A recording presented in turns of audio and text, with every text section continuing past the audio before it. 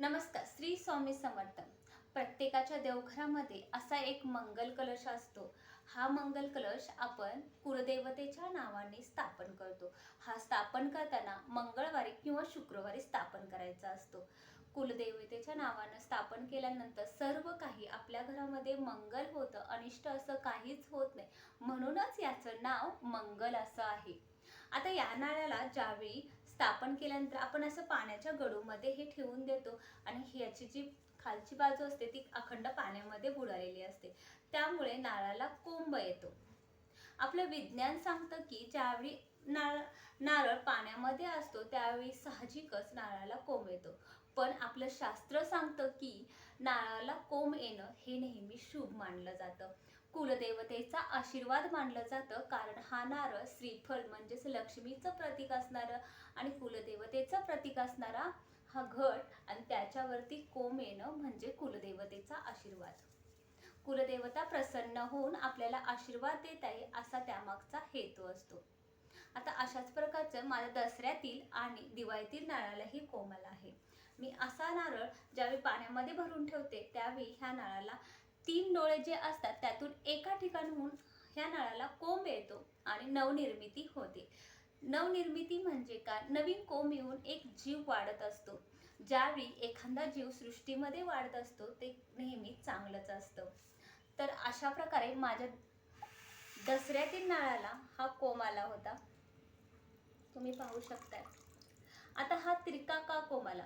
ज्यावेळी नारळाला 3 डोळे असतात, पूर्ण साल काढल्यानंतर 3 डोळे असतात, त्यातील कोणत्याही एका डोळ्यातून हा कोंब येऊ शकतो. जर तिरका डोळ्यातून आला तर हा कोंब थोडासा तिरका वाटू शकतो. हे त्याच्या मुळे आहेत.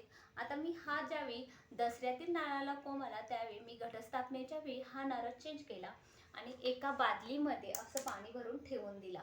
ज्यावेळी हा नारळ मोठा होईल त्यावेळी तुम्ही कुठल्याही मंदिरात किंवा कोणालाही दान करू शकता, जेणेकरून ती आपल्या शेतामध्ये वगैरे झाड लावू शकते. हा नारळ मी आमच्या शेतामध्ये लावणार आहे. छानसं असं झाडही निर्माण होईल आणि कुलदेवतेचा आशीर्वाद आमच्यावरती कायम राहील.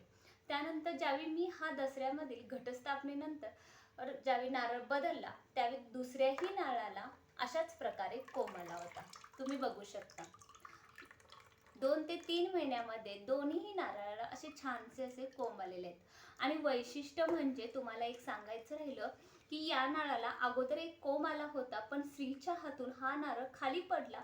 मला वाटलं हा ज्यावेळी कोंब मोडला त्यावेळी परत कोंब येणार नाही, पण परत मी तसंच नारळ ठेवून दिला होता. कोंब मोडलेला होता, पण दुसऱ्या ठिकाणावरून हा कोंब आलेला आहे.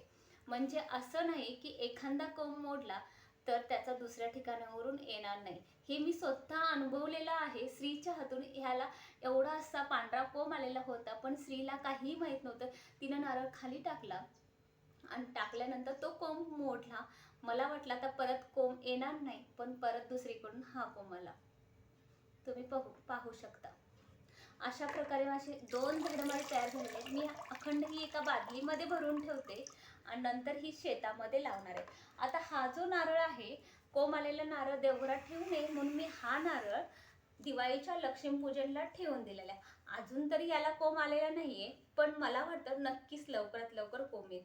तर अशाच प्रकारे तुमच्याही घरातील नारळाला कोंब आला असेल तर तुम्ही भाग्यवान आहात. खरंच तर नवनिर्मिती म्हणजे नवीन काहीतरी आपल्या घरात जन्म घेतं आणि छानसं असं एक झाड होतं आणि या झाडापासून कितीतरी फळं किंवा कितीतरी जणांची तहान भागणार आहे, भूक भागणार आहे, असं नवीन काहीतरी आपल्या घरी येणार आहे. कुलदेवतेचा आशीर्वाद म्हणून येणार आहे.